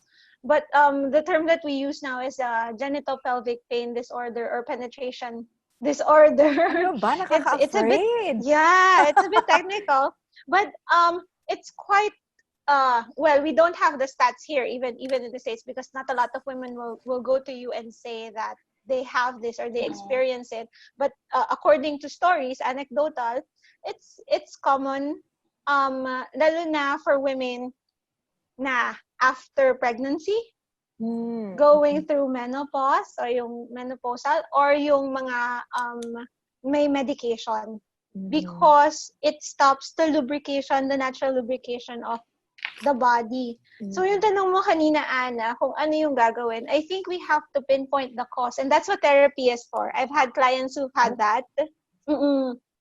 Who've had pelvic pain, genitopelvic pain disorder. And what I first asked them to do is to go to their OBs because we want to see if physiologically ba maliit yung butas or the hymen is still nakasara, and the OBs are the ones who will address that.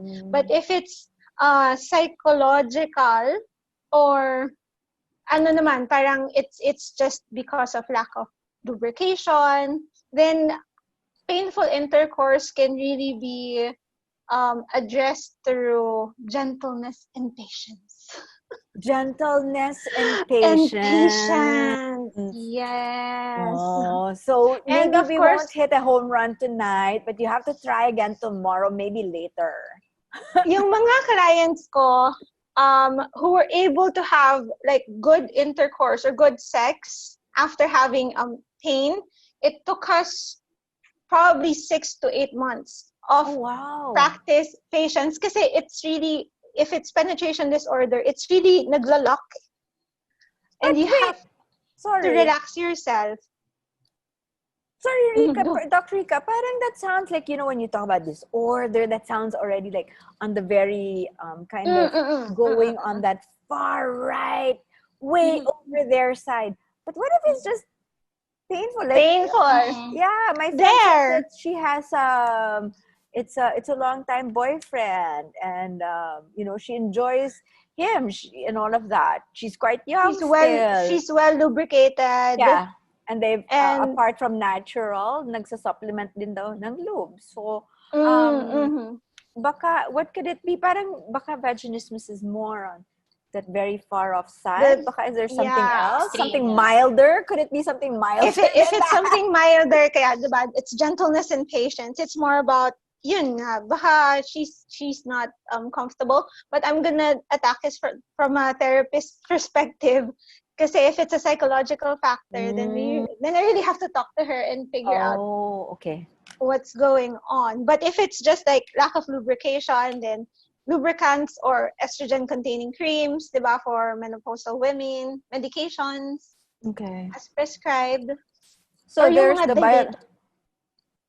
there's yung mga dilator, the small ones. Okay. Yeah, they can practice that. But she has to go to her OBGYN first. So there's an aspect where it may be biological and there's an aspect where it may be psychological also. Yes, ma'am. Yes, ma'am. Okay. But Renz, on the note na sabi ni Dr. Rica, meron daw mga dilators. Ito ba yung mga nababasa natin na Kegel balls? Ano ba yun?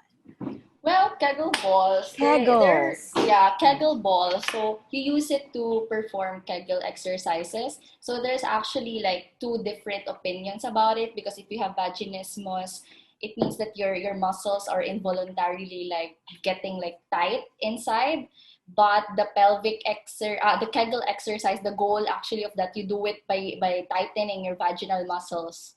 So it's like there are two different opinions. Like, would it really help vaginismus? Because when you have vaginismus, your muscles are already tightening, and Kegel exercises, that's what you do. But also Kegel exercises, it actually also helps relax your vaginal muscles, since it's like your exercise. So it brings like bloods in the surrounding area of your vagina where you're doing the exercise. So it helps also your muscles to relax. So actually the Kegel exercises, you can do it alone, even without a Kegel ball. But it also helps if you have like some added weights to it. So we call it like the weights. So actually Kegel exercises, they say that it's like an anti-aging cream for the vagina, because it makes your vaginal muscles strong. And so for example, this one here is a Kegel ball set. Wait, gaano kalaki yan? It's parang mukha bang, may reference ka ba? Mukhang basketball yan sa other people. Yeah. Diba? Or against your, it's smaller than your palm. Okay, yes. Smaller than your palm. So yun, so usually you get it per set, because you want to start slow, and maybe if you get used to it, of course you want to add some weight, parang when you're weightlifting, diba? So actually I just also like discovered using this, because of course I was also scared with the weight, like how would it feel down there. But actually, based on experience, I will tell you guys, parang wala lang siya. Parang hindi mo siya actually may feel. Parang if you start with the smallest one, you would want to try the second one. one. Yeah, because pag first kasi parang nawawala lang siya dun sa loob. Wow. Hindi mo nararamdaman. Yes, but yeah, like a menstrual cup also, you have also to lubricate this one para easier siya to insert, and it has the string para you can pull it out. So so the Kegel exercises, you do that. You find like a comfortable position. You can lie down, you can sit down, you can also stand, and then you put the balls, your preferred weights inside, and then you just find the right muscles. So you try to clench your vaginal muscles. You will feel that. So it's like you're grabbing into the balls. So you clench it for like 3 to 5 seconds, and then you release. And then you do that maybe 5 to 10 times per session. And then you can do that 3 times a day, morning, afternoon. Yeah. 3 That's times my favorite exercise. Yeah. Talaga. Yeah, so it also gives you more intense orgasms. Oh yeah, that's true. Right. Yeah. Okay. We have time for 2 more questions before we sign off on this episode, but let's keep it hot and real still by spilling the tea on tips about hygiene for both sexes. Buti both sexes yung mention. Usually pag hygiene and smell, especially issues with smell. Laging pag issues with smell, women's vagina lang ang napag-uusapan. So thank you for this question about hygiene for both sexes, specifically or especially with issues of smell. Parang ang hirap sagutin, di ba? I would just Ikaw, ano bang ginagawa mo? To sneak in a shower first. Ako rin, shower talaga. Or you wash first. And if you're a guy, please do not wear your boxers or briefs. Tapos yung pagtanggal nyo, yung amoy maas. I'm getting war flashbacks. I'm talking about, right? So I think it's better if you air it out first before you let us touch it, or you let us especially oral. I think that especially men, actually also women, because a lot of women don't know what what they should actually smell like. You know, like, because it's like, oh, it smells like fish, and it's like, well, it's not. What do you think it's gonna smell like? It doesn't. Like, a lot of people have like really unrealistic expectations of what vagina should smell like. So I think first you just need to reacquaint yourself with that, because like once you know what that is, then you already have a baseline for when it's bad. Because like I had to also I get bacterial vaginosis like a million times a year, whatever. So, but I know when it's happening because I know what my vagina is supposed to smell like. I know it's not going to smell like roses or whatever, but I know when that balance is off. And I don't know, just regularly going to your OB and making sure that it's not a bacterial infection. And once you've got that cleared out, then bahala na everything. If someone won't accept your smell for the way it is, then dump them. Oh, Sean. Yeah. Sorry. Bye. Next, please. Marco, what are your tips about managing Okay, so smell for and guys, hygiene? I would say one thing that gets overlooked is you should probably scrub the balls rather than just, run a soapy hand over them, because there are those little folds that you might miss, right? Scrub, okay. And then if smell is really a problem, you can try trimming your pubes. Yes. I would actually recommend like waxing. I think every guy should try waxing at least once in their lives, because it makes the area more sensitive as well. It makes sex better. and yeah, just like what everybody else said. Showering before sex helps. Martha Stewart says before and after even. Very Martha Stewart. After. But you can make that, you can build that into the foreplay, right? The shower. Or just have You shower Yeah. together. Yeah. You can always Yeah. shower Yeah. together. Shower together. My first date, and then you look back at it and say, oh, our first date, our first kiss was in the In shower. the shower. Yeah. Sobrang hot. Lande. Love it. All right, one last question. This generation seems to be open and active when it comes to sex talk, but when it comes to bed performance, they seem to lack it. How do you properly know if you've had your orgasm and how to orgasm? Are you talking about males or females? This is a woman who sent it in, but the question was this generation seems to. It was a gender neutral kind of thing. So I guess she's saying that, the younger adults are more open to talking about sex compared to, of course, our grandmothers, right? But even if they're talking about it, does it mean that they know pleasure? In terms of performance and in terms of, again, I think what we established during this discussion is, performance isn't pleasure, right? It not at doesn't all. necessarily equate to pleasure. So how do you know when you've had your orgasm and how to orgasm? Yun ang tanong. Okay. Parang putting theory into practice kasi they're talking about it na daw eh. So how do you put theory, all this talk, into practice? Okay, for women, physiologically, the signs of an orgasm is having your flushed face, warm hands, warm cheeks, and the contractions of the muscles. May it be the vaginal walls or the anal area. It depends on where you're being stimulated. So that's the most common physiological reaction. Psychologically, an orgasm comes when in the sexual response cycle, you have your excitement, your desire, the arousal, and then you will have that tension, and then you will have that release. That release is the orgasm, and then you will relax. So you will know that you've had an orgasm when you feel that tension, and then there's that release, and then there's relaxation after. Yeah, you literally feel contractions in your vaginal area. So the men out there, it feels like there's a, yung speakers na gumagano. Boom, boom, boom. But it depends. Kasi there are women naman who have really like mild contractions lang kaya hindi nila alam. But you will feel it eh. You will really feel it. And for more intense orgasms, you do the Kegel exercises or you just practice having an orgasm all the time. Practice makes perfect. Yeah. You will feel it more intense talaga. Yeah. When people ask me what having an orgasm feels like, I mean, one, I feel like Like if you have never had an orgasm in your life, the first time you have it, you're like, ah, that was it. That was the one. Because I would also have, before I had my first orgasm, I would have moments where I'm like, is that it? Yeah. I'm not sure. Is that it? I'm not sure. But when it happened, it just clicked.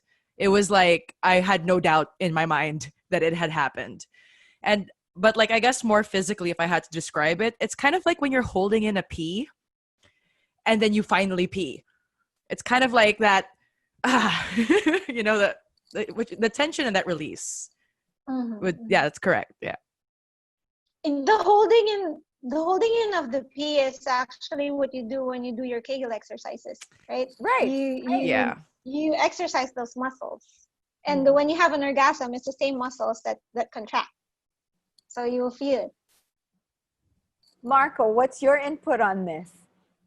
I mean, for most men, it's pretty obvious. Yeah, right? I know, but there's visual confirmation usually. Yes. But I have read that it's possible for guys to have orgasms without ejaculation. Without ejaculation, yes. Yeah, so I don't know anything about that, but like I just know it's possible. It is possible, but it's most common to see men orgasm with the ejaculation. And Renz, what about you? You know, your whole Love It is all about, you know, getting people to get to know their orgasms and their bodies. Because I can totally relate with what Trish was saying. Now, was that it? Or you know ba yun? Parang kang, you know, grasping at straws of what, you know, snippets of pleasure feel like until you finally feel it. Yes, this is it. Maybe I should I would agree to Doc Rica and to Trish on the bodily signs that you can observe. Maybe there's gonna be like a spasm in your foot, or it's not necessarily like in your vagina. Also after that release feeling, Right. you may also like feel like the pulsing sensation in your vagina. Yes. Yeah, so that means like the blood flow was like, I don't know, that there was a release. So the pulsing in the vagina, that's like also like one of the signs I observed when I experienced it. I love it. Para talaga And siyang there are ano, also, sorry, go ahead. there are also women actually who ejaculate when they orgasm. So they release more of that white fluid. So if you find yourself more like lubricated plus the spasms, then that's it. And yeah, I know you will feel it. You will feel it when you get there. It's just sometimes a matter of looking for it and really getting to know your body. I think also maybe I want to validate this with the panel. Maybe we should also manage each other's expectations. You know, it's not always a big orgasm. Yes. No. Yeah. Sometimes it's a tiny one. Kaya sabi ko kanina, may mild yung mild lang. Oo. Lang. So it really depends. Actually, it depends on the foreplay. It depends on the excitement, the arousal, the mood, everything. Right? Another question here. I'm really curious, Pa, if whipped cream is safe for oral sex. All right, spill the tea. Rica, Doc Rica. Whipped cream is safe for oral sex when it comes to using it lang. I mean, for the fun of it, but you have to wash it off because anything with sugar may lead to yeast infection.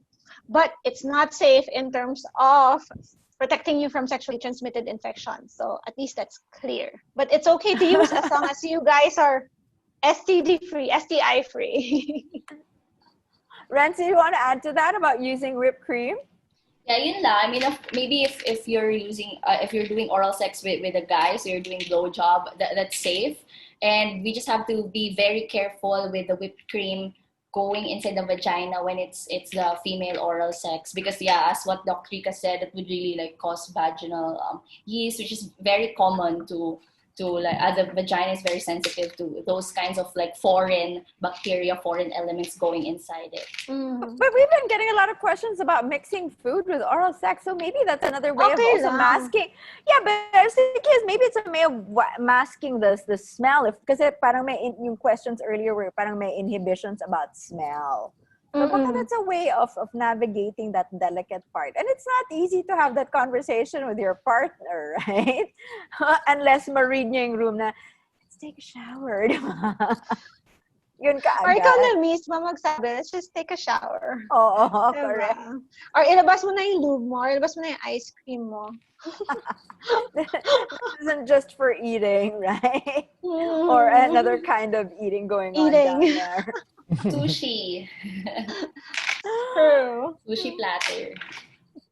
Thank you everyone for joining us for another episode of Spilling the Tea, keeping it hot and real on issues that are difficult to talk about. And today we just had a really hot topic and discussion about pleasure for women by women. I'd like to thank our panelists, Renz, who joined us for today.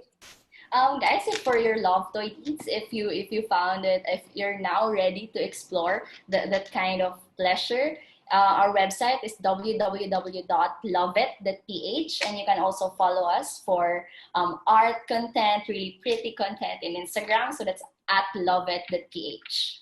Thank you so much, Renz, for co-hosting today's talk session with me. Thank you, Doc Rika. You can follow Doc Rika on Instagram and get her all sorts of sex tips on Instagram. Thank you to Darling Kink. Also, Darling Kink, I swear to God, you have got to visit her Instagram page. It is the hottest thing ever. And her art is it's just sensual. If there's a sensual gift I want to give to my friends, it's the Instagram page of Darling Kink. Thank you so much for joining us. Thanks for watching. I hope you enjoyed this episode of She Decides, and I really truly enjoyed being part of it. Enjoyed meeting Miss Anna and Miss Rika and Miss Renz. Thank you so much for inviting me, and I hope this has been educational for people about the pleasure of the woman and the woman owning her pleasure. Thanks again. See ya. And Trish, please tell us more about your podcast, and we can catch you talking about burlesque and all other things sex positive.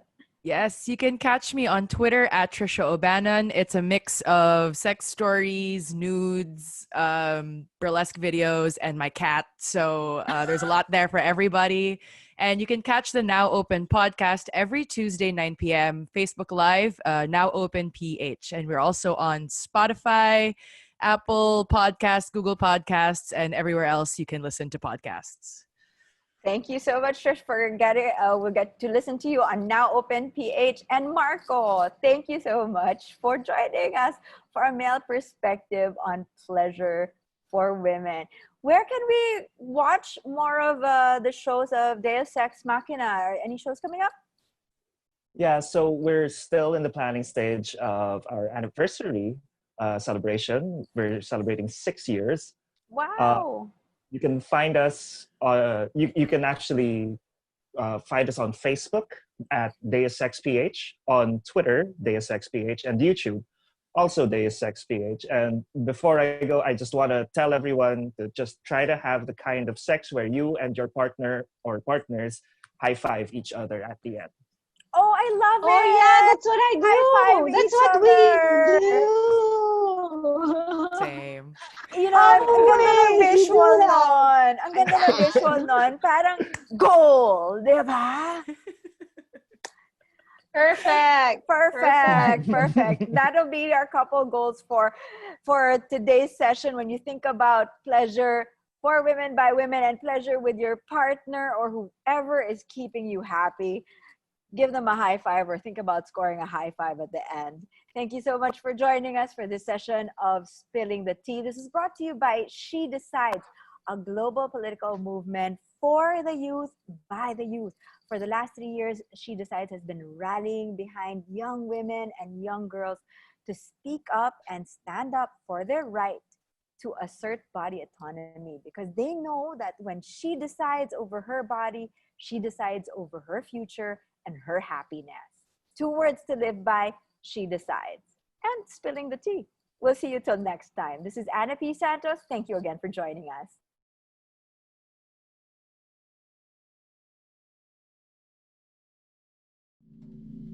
When she decides, the world is better, stronger, safer. She decides whether, when, and with whom to have sex, to fall in love, to marry, to choose when and how to carry. She has the right to choose. She has the right to information, to healthcare, to feel pleasure. And that with her body shouldn't always be the degree in which she is measured. She is free, just like you, just like me. Free from pressure. Free to use contraception, to access abortion safely. Do not put your locks on her body, and better yet, not her mind, because she is free to decide. Free from judgment, from fear, from harm, and let's be clear that when others decide for her, she could face violence, oppression, forced marriage. She faces risks to her health, to her dignity, to her dreams, to her life. So I want to live in a world where every girl, every woman can decide what to do with her body, with her life. A world where every girl, every woman can decide what to do with her body, with her life, without question. Because when she does not decide, she cannot create the life that she deserves, the family that she wants, a future to call her own. So we, and you, and he, and they, we are uniting, standing together with her, so she can make decisions only she should make, and only her. Political leadership and social momentum are coming together like never before, but we gotta go further. We gotta do more. From today, we fight against fear. We right the wrongs. We mobilize political and financial support. We work to make laws and policies just, not only just for her, but for all of us. We stand up for what is right. And together, we create the world that is better, stronger, safer. But only if and only when she decides.